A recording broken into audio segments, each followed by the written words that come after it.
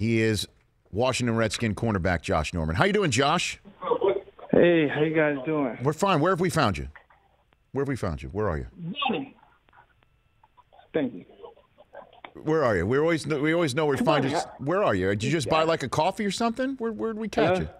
No. I'm out here training. Okay. The soccer team, the Paris Saint-Germain club out here in Miami, and shoot, the guys just got on this bus. It was just yelling for me. I was like, "I'll hold on. I'll come out in a second." So okay. So you're working out with a soccer team right now? Yeah, I was out here working out with them, running, building that wind up, that endurance. These guys are on another level. But it's cool to kind of get out here and switch it up a little bit and try something new and see what we can implement in our game. So you're saying footballers, as they're known around the globe, are potentially better conditioned as athletes than American football players? Josh Norman? Yes, I would. Yeah, I would say so. I would say so. Just as the fact of these guys be running all day, 2 hours straight, nonstop, and it's like that's true. Keeping up with the pack, you know.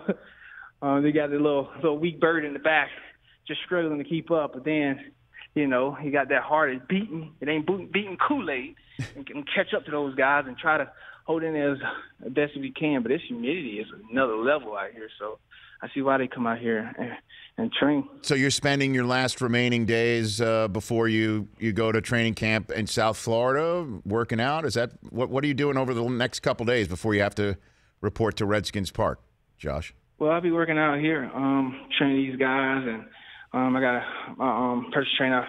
Brought him out here as well. We working out alongside the team and getting involved in a little bit of activities, and they teach me a thing or two, and you know, vice versa. I think you can learn from different sports.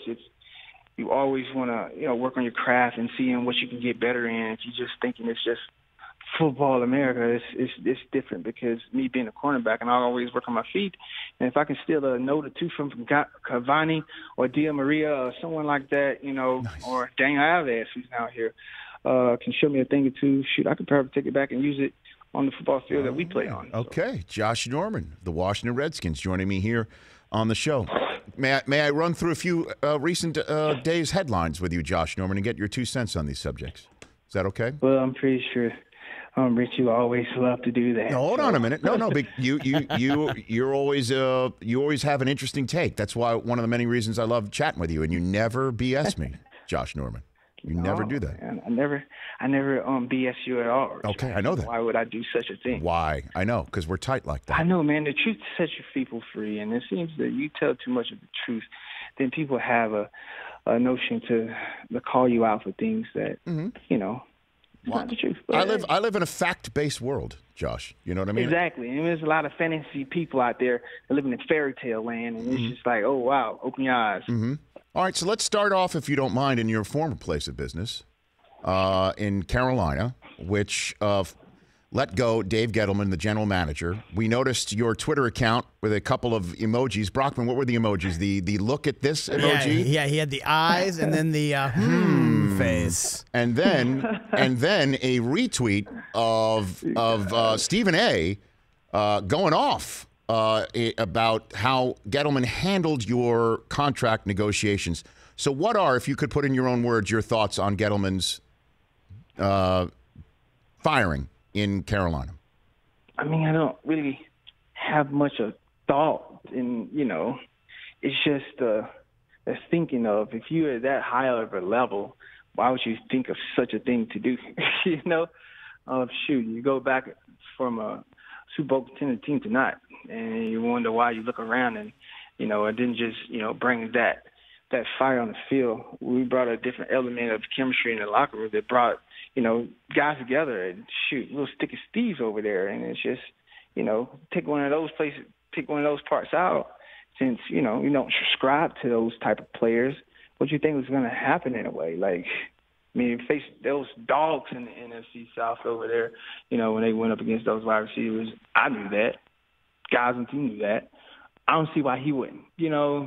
Person in that position should obviously already have that in mind. But like I said, I wasn't drafted by the guy, so obviously he probably don't know, my story and how I came up from that part of the team to, rise in the ranks of where I'm at today, and which is wild. But I don't know. I don't like kicking nobody when they're down. I'm not that guy. No, I know that too, Josh. No, I know that. And then also, obviously, if you're in a spot where you're happy, so you don't want it to be. I know. I get it. You don't want to. I know. You don't want to come across like what you're unhappy being in the spot where you are to talk about the spot that you were in. But when Stephen A. you retweeted what Stephen A. said. Is that an accurate portrayal as to what happened with you and Gettleman? It's facts there. It's facts there. Like it's not no mistaking the case. I mean, it spoke some facts that I actually it was real and it was truthful, and it was just like, okay, well, actually that kind of did happen. Some of those things kind of did happen. And it was just sitting back here looking at it like, yeah, man. I mean, at the end of the day, you have guys in that higher position. You would think the decision-making would not be rational. It would be thought out and planned. It wasn't like son of a gun had to make it that day. Could have waited. I mean, like the July the 15th date was coming up anytime soon. It was just so rational and just stupidity on that level. But like I said, I'm not the guy that's up there making those decisions. At the end of the day, like I said, I don't like kicking nobody right down, but if I was to walk by someone and I just, and he was down on the ground, I just tripped or something and my foot came up, I mean, I don't think I would apologize for it, but that's just kind of happened. Josh Norman here on the Rich Eisen Show. Golly. What do you make of what has gone down between your current quarterback and the front office with Kirk Cousins and Washington? Like I said, I don't think I'll take nothing or make nothing of it. He's our quarterback. He's with the Washington Redskins. He's the quarterback of our team and of the franchise. He's the face. He's going to lead us into battle, and we're going to sound the battle drums, and we're going to go out there and fight, and we're going to win. And nothing more needs to be taken out of it. I just see all the time hearing these things and get these questions asked like, Steve, what is it? Like, really? And I'm not talking about you, Rich. I'm just talking about in general. Mm-hmm. You get those questions asked. You get those things that goes around all the time like, dude, he is here with us right now. He is on another franchise tag. He is okay. Like, people, let's get real. He is okay. And when they do decide to do something, that's on them in the front office, Because a lot of people, it's crazy that we try to run the team from a fan or fan base standpoint, then just go out there and see what the team does. Yeah, we got passionate fans and they're very emotional, but the front office is the front office. If you was in the front office or you're not, you're a fan for a reason. If you're in the front office, you're there for a reason. So, I mean, to root for a team is awesome and great. To continue to, bash the team that you root for and the way we do, it's kind of like, wow, that's crazy, But at the same time, we have passionate fans, and I love them to death. And I ain't nothing but HTTR run through these veins. I can't wait to shoot my arrows off and go ham.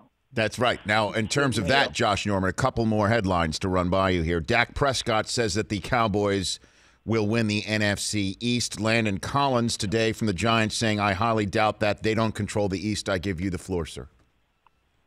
Well, I don't think there is a floor to take. I think we scrap up on our, buckle them chin straps, put that helmet on, tighten them pads up just a little bit tighter than normal. And we're going to dig our cleats down in that grass, look a guy dead in his eye, and just tell him get past me. And we'll see what happens when them 4 quarters up. And we'll see who reigns victorious, man. I think that's when you can say all that stuff. Because it's early right now to say it. It's easy. It comes out your mouth right slick. It sounds good. Mm-hmm. But like I said, when you scrap up, you get in between them white lines, you look a man in his eye, 4 quarters in, you'll see who comes up victorious, and that's what counts the most. Okay, and that guy, when you do it with Dallas, is going to be Dez, right? Because you're going to travel with Dez every single one, right? Right? I don't know, man. That's up to the coaches. Okay, well done. See, I just front-loaded the week 1 or week 2 storyline on you right now here in July, Josh. I'm getting you ready for the season. I'm getting you ready for the season with the paparazzi. Hey, that's how I'm doing. Trust me, man. I'm freaking amped up. We're going to have some fun with those guys and shit. Trust me, believe it. Always do, man. It's always fun. Football around the corner. And in terms of that, with the bow and arrow, what are your thoughts on the new relaxed celebration policies with that headline in the National Football League? Josh Norman? Well, I think the fans, hopefully the league continue to listen to the fans and hear what they want, because obviously that's what they want and they move towards. Yeah, we still got a long way to go, though. But still, they got something out of the way that I feel like the fans want to see and they want to take on and enjoy. Because you got to think about it. Those kids, they're going to be doing it when they go back, to those schools. And they probably go to flags and fines, but not fines, but flags until they get up to the bigs. And, hey, we're just having fun. And I think it's a relaxed thing. You got to have fun in this game to be successful, I feel. If you don't, you're going to suck. So I have as much fun as I can, and I embrace it, and I celebrate with the fans and my teammates. And I just want to win, man, and have a good time. I don't feel like, everybody should be pointing at this, pointing at that, and feel that this guy's disruptive, he don't care about this or the league. That's not the case. I just want to have fun and give something back to the fans who pay their hard-earned money to be in them seats. That's where we are. All right, Josh Norman. You just got me fired up. I'm going to go run through a brick wall right now because football's right around the corner. I'm so excited. Man, come and get my 3 a.m. running on the beach for an hour, man. You can get it in. Oh. And we have that so many motivations. Okay. I'm looking forward to it, Josh. Thanks for the call. Be safe. Enjoy your workouts in South Florida, and we'll chat with you down the line, okay? Sounds like a plan, boss. Appreciate that. You bet. As always, that's Josh Norman. The Rich Eisen Show. Weekdays at noon Eastern on radio stations across the country and audience. If you like that, please download our app. There's lots of fun things there other than just more of the videos you just saw. You can call us from the app. You can email us from the app. Just download it. Trust me, you'll enjoy it.